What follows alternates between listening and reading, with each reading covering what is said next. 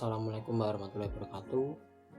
Selamat pagi pada Bapak dan Ibu dosen pengampu mata kuliah perencanaan wilayah pedesaan, Bapak Toto dan Ibu FC Euriga dan Bu Laila. Baik, kami dari kelompok 5 izinkan saya selaku moderator untuk membawakan presentasi hari ini dengan materi PRA, Participatory Rural Appraisal. Baik, sebelum memulai presentasi pada hari ini, izinkan kami untuk memperkenalkan anggota kelompok kami. Yang pertama ada Mbak Adriana, berikutnya ada Mas Anis Fuadi, dan berikutnya ada Mbak Devita Putri Kunanti, Mbak Maulida Elvira Pemeswari, Mbak Konyah Putri Surono, Roland Fadilah Ramadan, Mbak Rizky Yunita Wulandari, dan saya sendiri Sandika Cahaya, dan berikutnya ada Saidul Mukaroma. Baik, tanpa panjang lebar, untuk berikutnya akan disampaikan materi oleh Mbak Adriana mengenai pengertian PRA dan tujuan metode PRA. Waktu dan tempat saya persilahkan. Terima kasih moderator atas waktunya. Di sini saya akan menjelaskan mengenai pengertian dari PRA.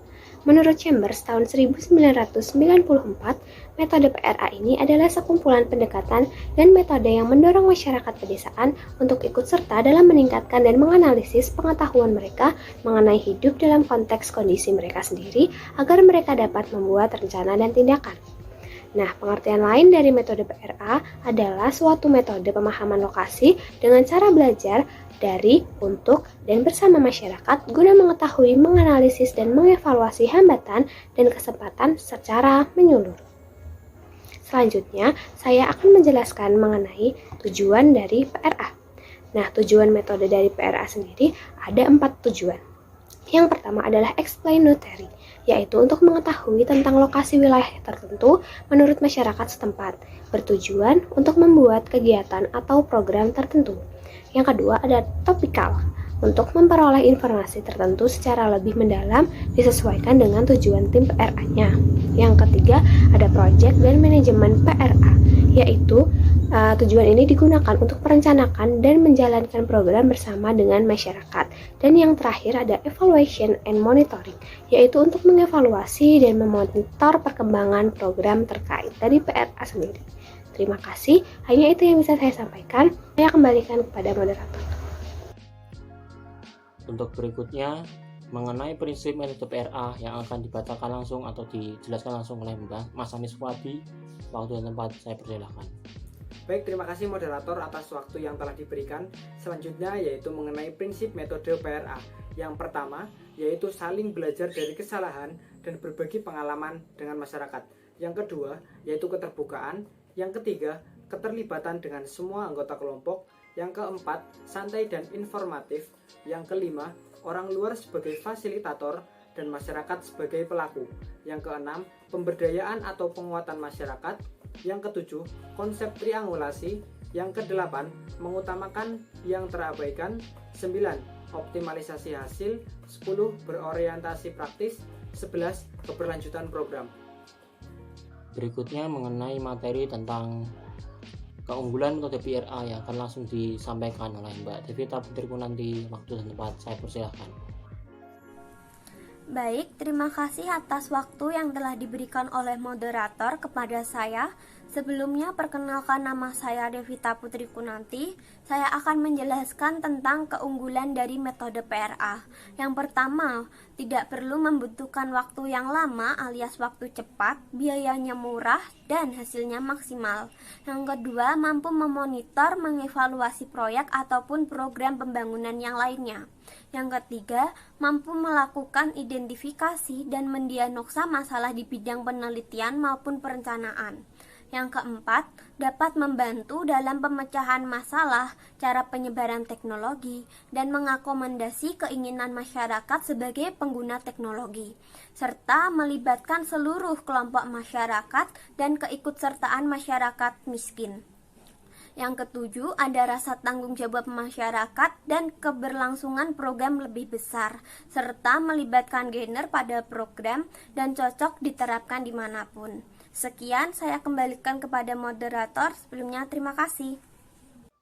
Materi berikutnya mengenai kelemahan metode PRA yang akan disampaikan langsung oleh Mbak Maulida Elvira Pemeswari. Waktu dan tempat saya persilahkan. Terima kasih kepada moderator yang telah memberikan waktu kepada saya. Saya akan memaparkan kelemahan dari metode PRA. Terdapat 5 kelemahan dari metode PRA. Yang pertama, yaitu ketidakselarasan antara peneliti dan perencana dengan pelaksanaan kegiatan.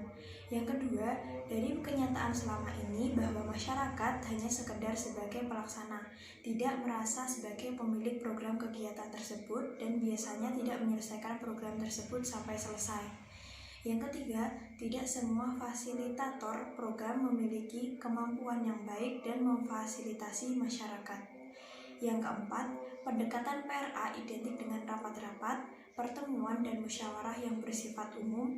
Yang kelima, sebagian fasilitator belum terampil dalam memfasilitasi pengolahan dan analisis informasi. Baik, untuk materi selanjutnya mengenai teknik-teknik PRA akan dijelaskan langsung oleh Mbak Koniah Putri Surono. Waktu dan tempat saya persilakan. Baik, terima kasih. Di sini, teknik-teknik yang digunakan dalam menentukan metode PRA ada 11, yaitu yang pertama, teknik penelusuran arus sejarah desa. Yang kedua, teknik pembuatan bagan kecenderungan dan perubahan. Yang ketiga, ada teknik penyusunan kalender musim. Yang keempat, ada teknik pembuatan peta desa. Yang kelima, teknik penelusuran desa atau lokasi, atau yang disebut juga dengan transek. Yang keenam, pembuatan sketsa kebun. Yang ketujuh, ada diagram Venn. Lalu yang kedelapan, ada kajian mata pencaharian.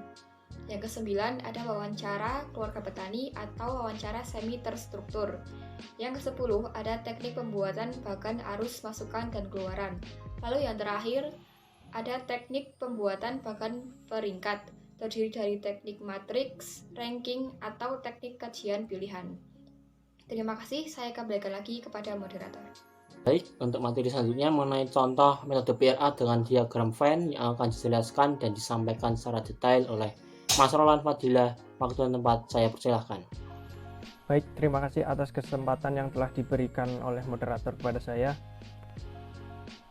Seperti yang telah dijelaskan tadi, bahwasanya dalam metode PRA itu terdapat beberapa teknik. Salah satunya yaitu teknik diagram Venn. Kami akan menyampaikan contoh metode PRA dengan menggunakan teknik diagram Venn. Seperti yang bisa kita lihat di dalam slide, merupakan diagram Venn yang kami dapatkan dari Desa Lerep. Diagram Venn ini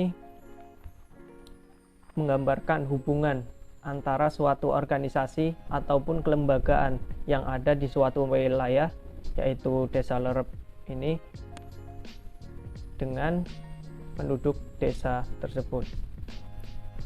Tujuan mengidentifikasinya dengan menggunakan diagram Venn yaitu untuk mengetahui ataupun mengidentifikasi organisasi ataupun kelembagaan yang ada di dalam suatu wilayah, yaitu Desa Lerep. Kemudian yang kedua, untuk mengidentifikasi siapa saja yang berkaitan dalam suatu wilayah tersebut. Kemudian yang ketiga yaitu untuk mengetahui hubungan organisasi ataupun kelembagaan yang ada dengan penduduk desa setempat dan juga keterkaitan antar lembaga. Diagram Venn itu sendiri dapat kita buat dengan menggunakan cara manual, yaitu dengan menggunakan alat tulis seperti biasa. Kemudian juga dapat kita buat secara digital melalui komputer, seperti yang tertera dalam slide berikut. Dalam slide ini menunjukkan bahwa diagram Venn yang ada di Desa Lerep dalam lingkaran yang besar ini menunjukkan bahwa penduduk Desa Lerep ini di dalamnya terdapat banyak sekali organisasi ataupun kelembagaan yang ada di dalamnya. Bisa kita lihat bahwa terdapat lembaga pendidikan, Pamsimas, LBH, Gapoktan, UMKM, kelompok tani, kelompok wanita tani, kelompok pemuda, kelompok sadar wisata atau Pok Darwis, LKMD, Ormas, RT, RW, dan BPD.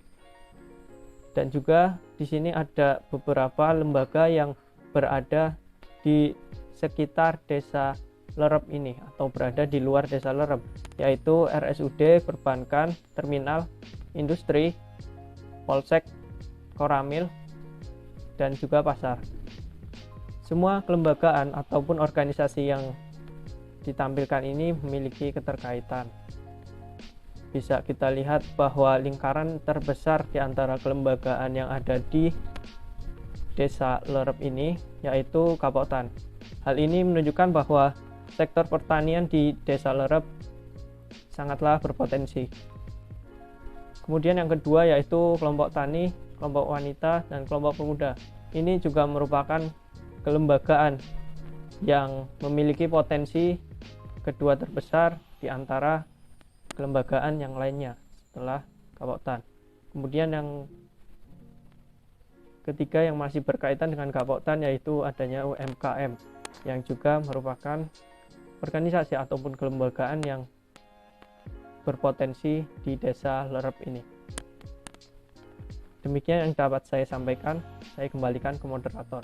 Baik, untuk selanjutnya mengenai potensi dan masalah kelembagaan di desa Lerep yang akan disampaikan langsung oleh Mbak Rizky Yunita Wulandari dan Mbak Saidatul Mukaromah.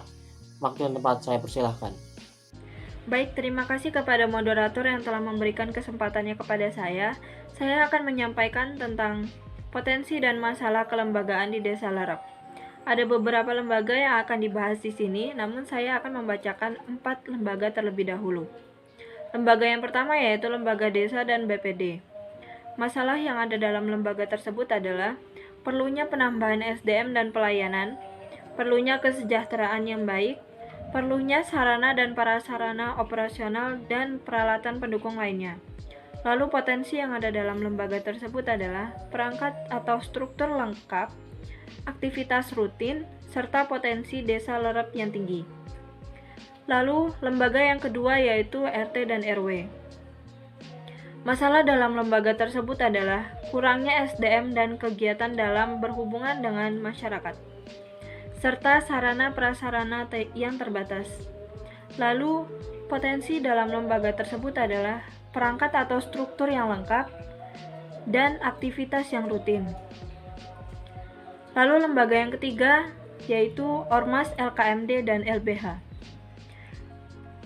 Masalah yang ada dalam lembaga tersebut adalah sarana prasarana yang kurang memadai, kurangnya tingkat pelayanan, serta perlunya peralatan pendukung lainnya.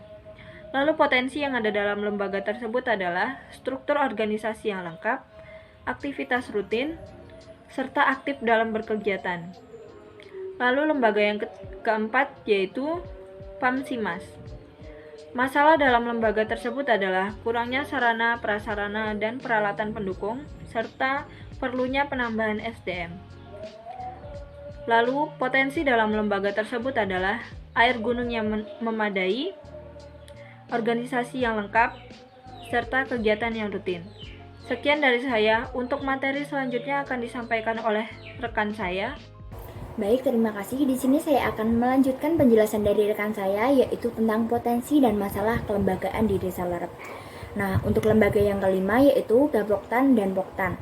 Nah, Gapoktan sendiri singkatan dari Gabungan Kelompok Tani dan Poktan sendiri singkatan dari Kelompok Tani. Nah, untuk masalah yang dihadapi dari Gapoktan dan Poktan ini yaitu perlunya penambahan sumber daya manusia dalam pengelolaan peternakan dan pertanian. Yang kedua yaitu perlunya peralatan dan teknologi mendukung, perlunya modal atau pembiayaan usaha tani. Nah, untuk potensi yang dimiliki dari Gapoktan dan Poktan ini adalah kelompoknya terdiri dari banyak anggota. Terus kemudian aktivitas pertemuan dilakukan secara rutin, usaha tani berkembang cukup pesat. Nah, untuk lembaga yang selanjutnya yaitu lembaga kelompok wanita, kelompok remaja, dan kelompok sadar wisata. Untuk masalah yang dihadapi dari lembaga ini yaitu perlunya penambahan sumber daya manusia, perlunya peningkatan skill dan kreativitas, dan sarana prasarana yang cukup terbatas. Untuk potensi yang dimiliki dari kelompok wanita, kelompok remaja, dan kelompok sadar wisata adalah terdapat anggota kelompok yang lengkap, peluang wisata Desa Lerep cukup besar, kegiatan rutin, dan anggotanya cukup aktif. Nah, Untuk lembaga yang selanjutnya yaitu adalah lembaga UMKM atau yang biasa kita sebut dengan usaha mikro kecil menengah. Untuk masalah yang dihadapi dari lembaga UMKM yaitu adalah sarana prasarana kurang memadai. Yang kedua yaitu kurangnya tingkat pelayanan, dan yang ketiga yaitu perlunya peralatan pendukung lainnya.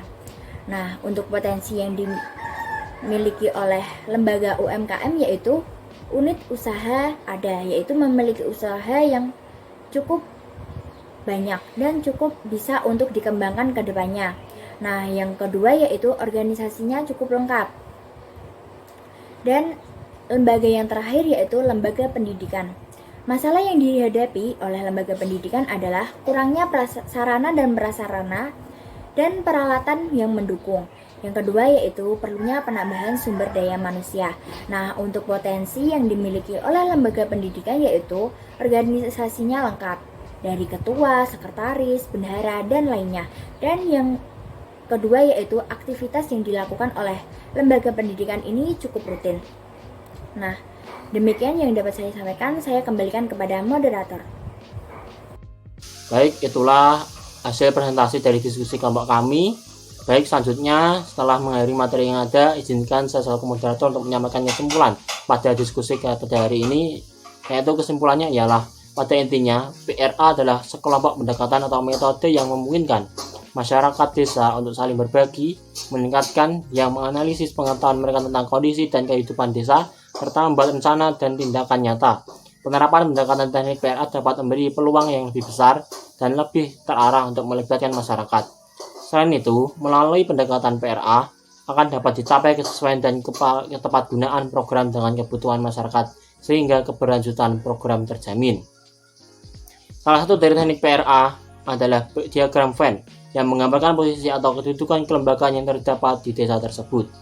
Itulah kesimpulan pada diskusi kali ini, dan saya selaku moderator minta maaf apabila ada kesalahan dalam berucap dari kelompok kami dalam melakukan presentasi. Sekiranya kurang lebih mohon maaf, dan saya ucapkan terima kasih atas perhatian dan atensinya. Sekian, terima kasih. Wassalamualaikum warahmatullahi wabarakatuh.